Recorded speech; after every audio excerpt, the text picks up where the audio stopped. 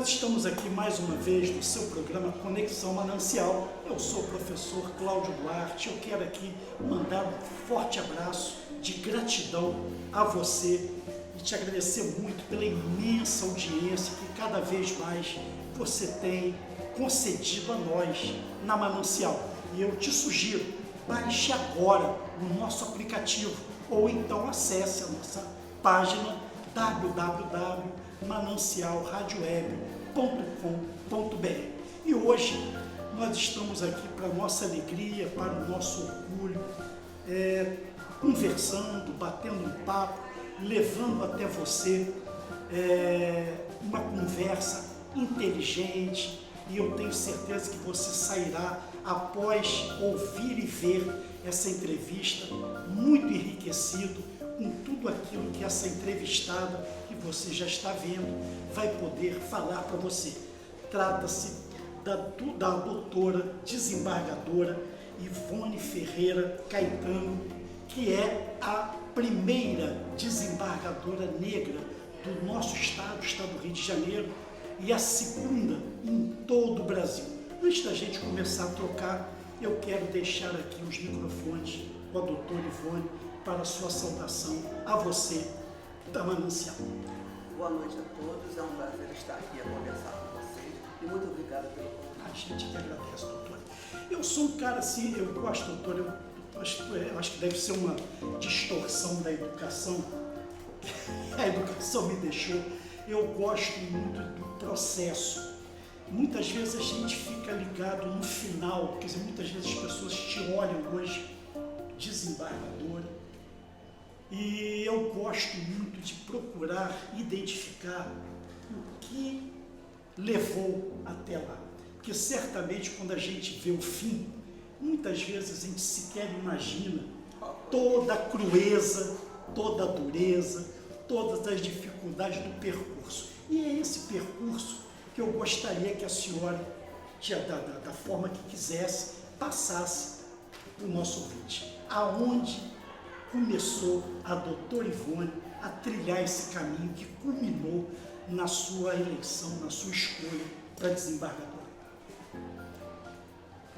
Eu sou uma pessoa que tem uma crença muito séria com Deus. Eu acho que começou exatamente quando eu estava no útero forte de Josefa e na hora que eu iniciei e cheguei nesse planeta. Eu acho que foi nesse momento. E o que a senhora considera, doutora, que foi desse processo, o que mais lhe marcou, aquilo que mais a senhora gostaria de deixar, muitas vezes, não como conselho, mas como orientação para essa pessoa que às vezes está vivendo uma situação de dificuldade, uma situação de conflito, uma situação de desesperança. E eu tenho certeza que nesse percurso seu, muitas vezes as dúvidas lhe assaltaram. Você sabe uma coisa? Por exemplo, quando eu estava com 10 para 11 anos, eu achei que eu tenho lembranças muito antigas. Sim. E a minha mãe sempre me dizia mais ou menos que idade eu teria naquela época, mas eu passei a ter uma fé muito grande de 10 para 11 anos. Foi quando eu descobri que Deus escuta uma criança. Certamente. Nesse momento nós estávamos passando por uma situação muito grave e eu clamei. Eu não poderia, na época em que eu fui criança, não poderia se meter em assunto de adulto, não poderia se meter em conversa de... Então houve um problema muito sério e eu me juntei à minha mãe e clamei a Deus que Ele viesse aqui naquele momento para salvar mim, minha mãe e meus irmãos daquela situação. E o senhor sabe, não passaram nem 5 minutos e a solução veio de uma forma que não se esperava. Então, eu acho que foi a partir daí. Eu cresci.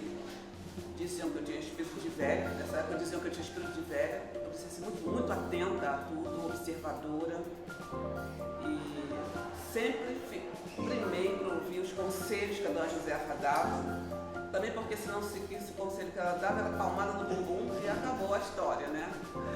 Então, apesar de ter um gênero muito difícil, eu sempre fazia tudo para agradá-la, para obedecer. Eu acho que tudo na minha vida começou neste momento. No momento em que Deus me deu a graça de eu continuar viva, porque, segundo os médicos, eu nasci morta. E quando é que a senhora teve, doutora, o insight de percorrer essa carreira jurídica? Eu não tive esse insight, veja bem. Eu sempre trabalhei muito, comecei a trabalhar mais ou menos com 13 anos. Sim. Não trabalho oficial, Sim. mas para ajudar a minha mãe. Sim. Não que ela quisesse, eu queria. E quando foi 18 anos, eu fiz um concurso para o IBGE. Aí passei a formalmente ter salário, tudo isso, né? O que eu queria nessa época? Eu queria ter dignidade e que eu e meus irmãos não passassem por fome e que nenhum de nós errássemos o caminho, que ela sempre disse para a gente qual seria o caminho certo. E como nós éramos 5 mulheres e 6 homens, e pelo menos 6 abaixo de mim, eu tinha muito cuidado com o caminho que meus irmãos iriam tomar. Porque na época em que eu fui jovem, na época que eu fui criança, ser negro, pobre, filho de uma lavadeira, as coisas ficavam muito sérias. Então eu sempre primei por estar o mais correto possível e mais, sempre saber mais do que os outros. Eu estudava mais, eu queria ser a primeira nota e fui durante muito tempo. Então quando eu fui para o IBGE, eu pensei que estivesse respirando, mas aí houve uma oportunidade de eu acumular 2 empregos, que foi o IBGE e a Secretaria de Finanças. Então já aliviou bastante toda a problemática que nós vivíamos.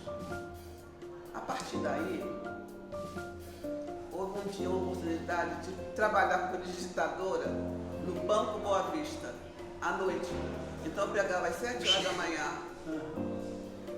na Praia Vermelha, saía 12h30, pegava 1 hora no centro da cidade, no aeroporto, a 1 hora, 6 horas largava e começava no Banco Boa Vista. Tudo isso depois dos 18 anos, quer dizer, eu já tinha feito até o científico, naquela época era científico. Então eu já tinha feito. Eu peguei essa época, doutor. Pois é. Era da minha época era clássico, se você fosse fazer um ano, ou científico. Eu sou filho dessa reforma. Então eu parei de estudar e fui trabalhar. Aí conheci aquele senhor que o senhor viu ali. Sim.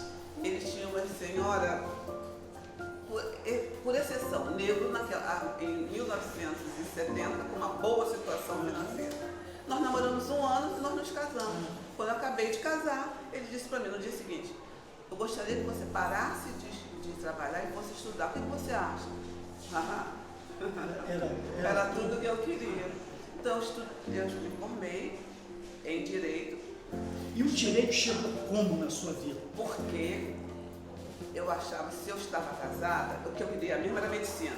Mas se eu estava casada, a medicina iria me atrapalhar muito estudar, porque eu já estava casada. Entendeu? Então eu preferi o direito, que eu achava que era mais rápido para eu estudar o direito do que a medicina. Eu quero dizer para o senhor, sempre que eu pensei em alguma coisa, no final aquilo dá certo, porque eu tenho muita fé. Eu sou uma pessoa que tem muita fé. Eu vivo assim, olha, o senhor olha para mim, hein? Olha, eu sou sua filha, eu não sou filha de alemão, não. Olha para mim, por favor. Olha, Deus, o que está acontecendo? O senhor não está me olhando? O senhor é meu pai. Eu vivo assim.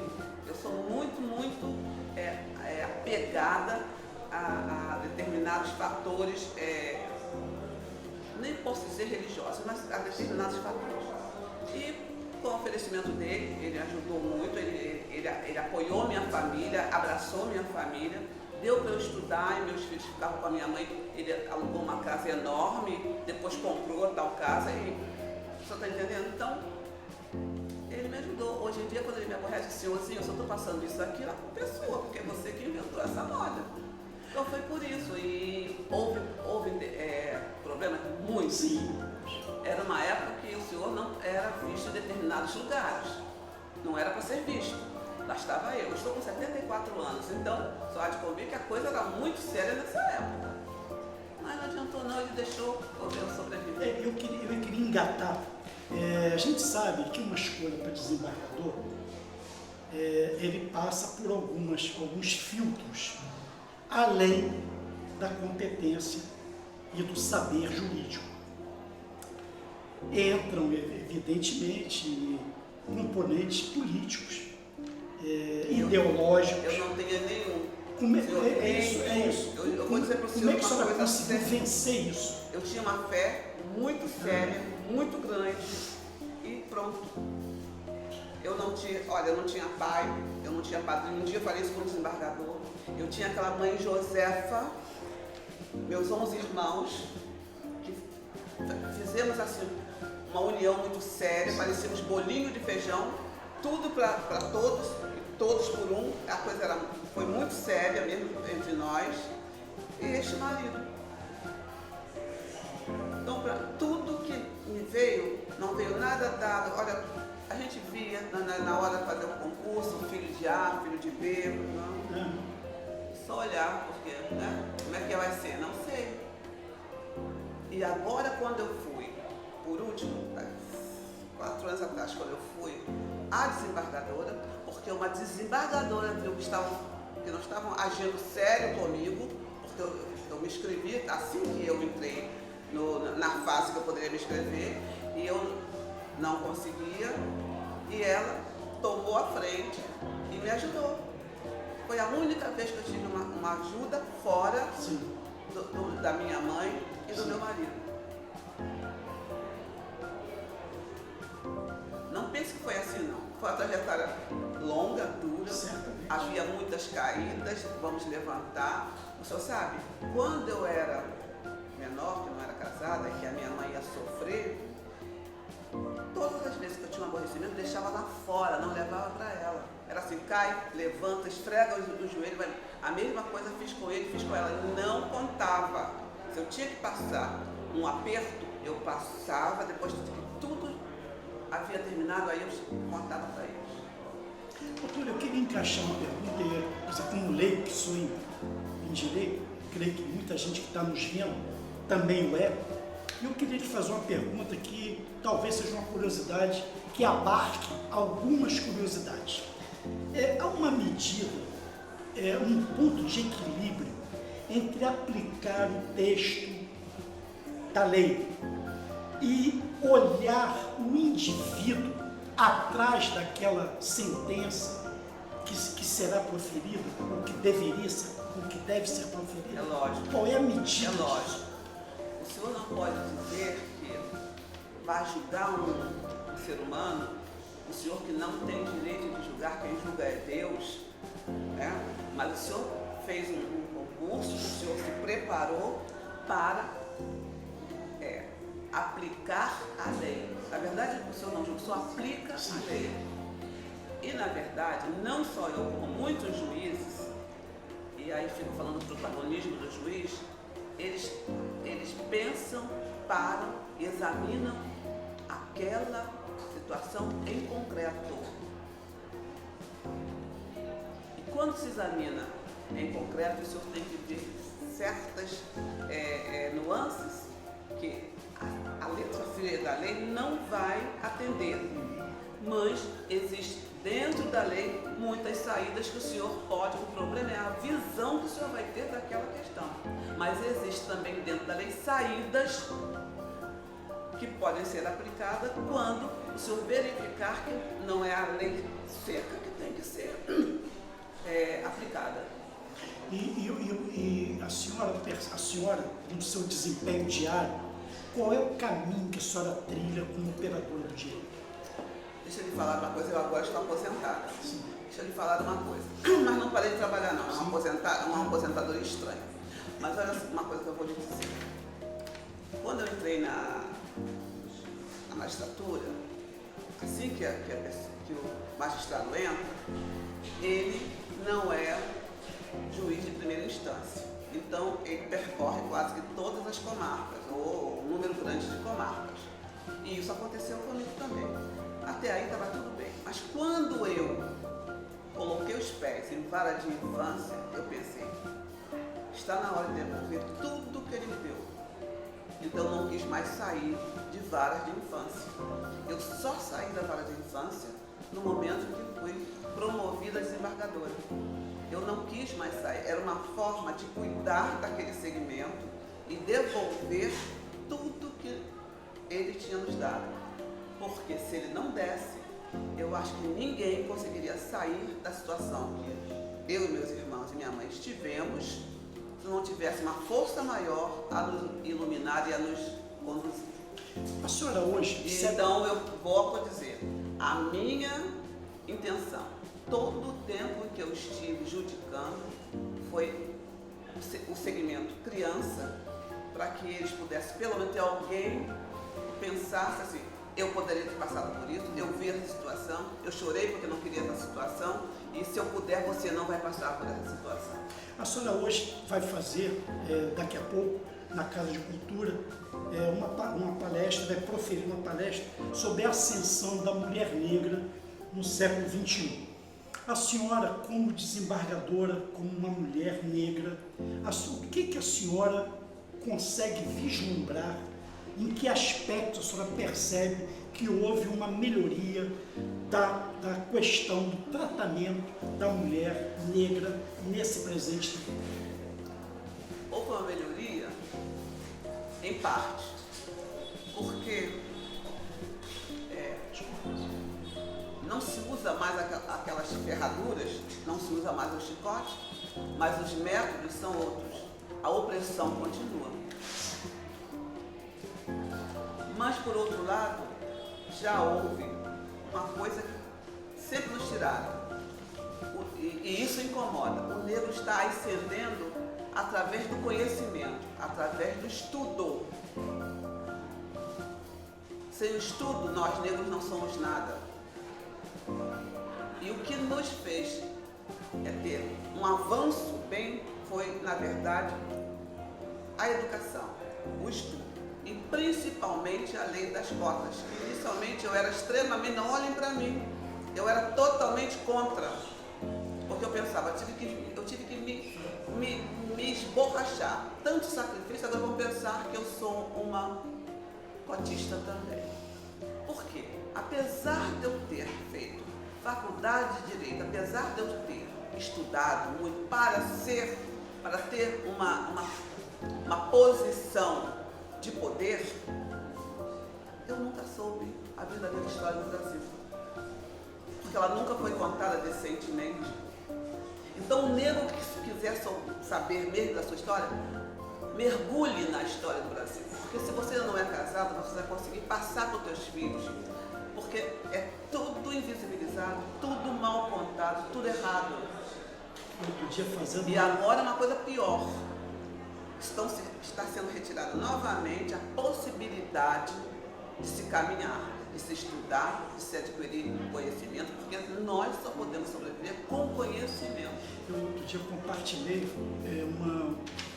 dois posts de engenheiros, médicos, inclusive o presidente da República, Nilo Peçanha, negros, que foram branqueados para servir aos propósitos, né, de quem faz a história, de quem escreve a história. Porque a história, ela é de quem escreve, né? Quem escreve é aquele que tem poder e hegemonia, e ele escreve a história que ele quer escrever, né? Eu acho que entra muito disso aí. E essa questão da educação, doutor Ivone, eu acho que ela é libertadora para todos. Eu tenho absoluta certeza, Mas não tem nada melhor que dizer assim, eu sei.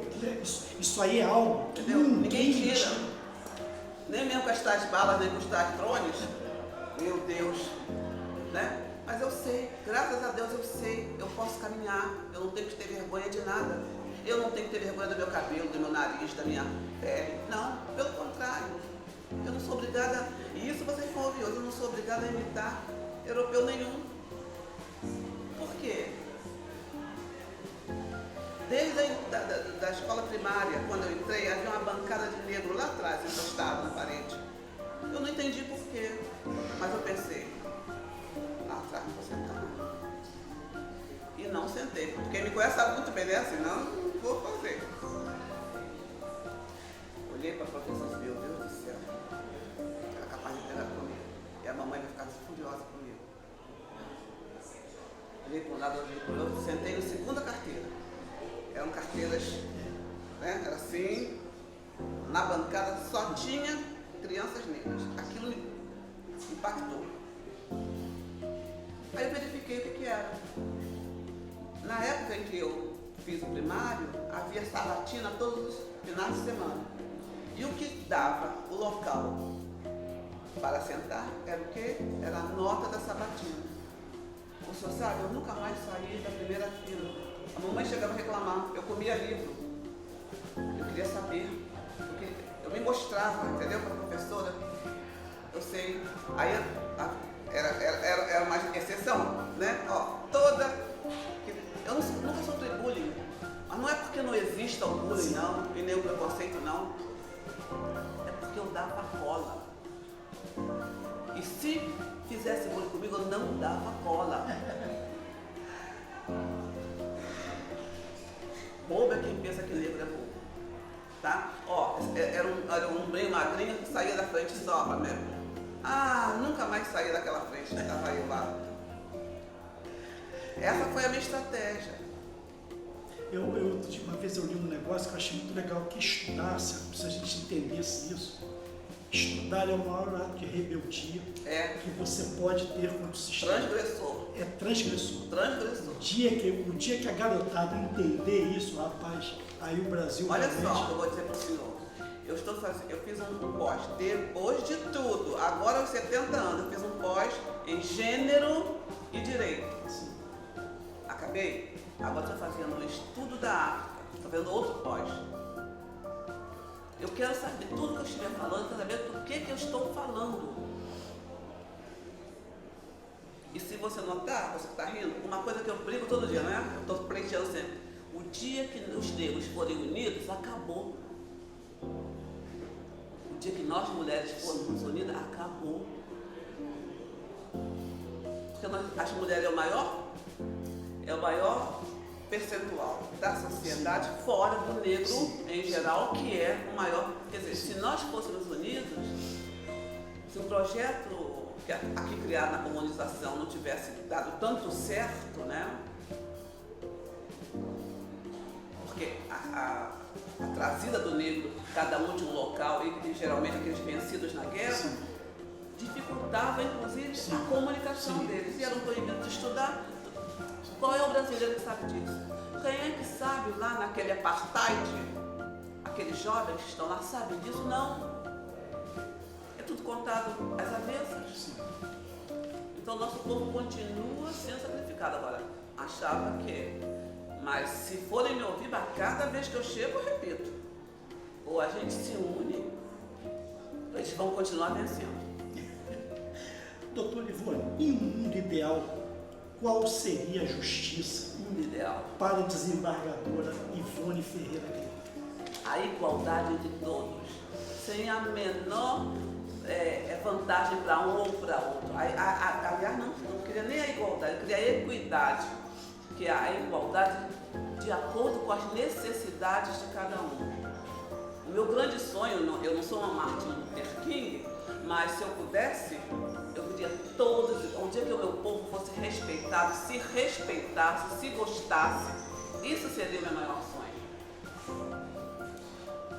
Isso me provocou. Mas a ideia é provocar mesmo. Gente, a gente é obrigado a chegar no final. Ficaríamos aqui mais, mas a gente tem a limitação do tempo. E eu quero, assim, agradecer muito, sinceramente agradecer muito a doutora, desembargadora Ivone Ferreira Caetano, e eu espero que você deixe seu comentário, marque seus amigos, compartilhe, porque eu tenho certeza que, assim como eu, você foi muito enriquecido, como disse no início, com essa matéria. E eu quero deixar aqui, para as despedidas finais, a doutora Ivone, por gentileza. Boa noite a todos, obrigada àqueles que ficaram ouvindo e obrigada pelo convite, por ter ouvido todo o meu destampatório. Muito obrigada. Eu só espero que vocês não tenham me filmado tomando a água. Não, mas se filmou também não tem problema não. Aqui o tom tem que ser coloquial. Gente, muito obrigado, fique com Deus, foi ótimo. E baixe o nosso aplicativo da Manancial, vai lá no Google Play, aplicativo levíssimo. gente está chegando aí a cerca de 10 mil pessoas já no aplicativo e entra no nosso site www.manancialradioweb.com.br. Valeu!